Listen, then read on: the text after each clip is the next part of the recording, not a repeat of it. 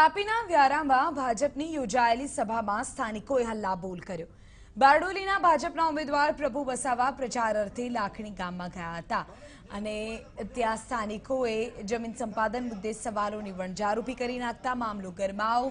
જે બાદ ભાજપના ઉમેદવારે ખાતરી આપતા જણાવ્યું હતું કે સરકારે આ પરિપત્ર રદ કરી નાખ્યો છે, તેથી આદિવાસીઓની જમીન ક્યારે પણ સંપાદન નહીં થાય। જો કે એક બાદ એક સ્થાનિકોએ સવાલો ઉઠાવતા પોલીસ કર્મીઓએ મધ્યસ્થી કરવી પડી અને સમગ્ર મામલો થાળે પાડ્યો। અને આ નગ્ન સત્ય હકીકત છે।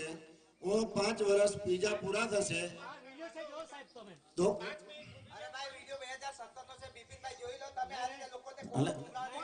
બેસો તમે બેસો ને, પણ યાર અહીંયા હું જવાબદાર આગેવાન છું ને, અત્યારે તમે આવું નહીં બોલો।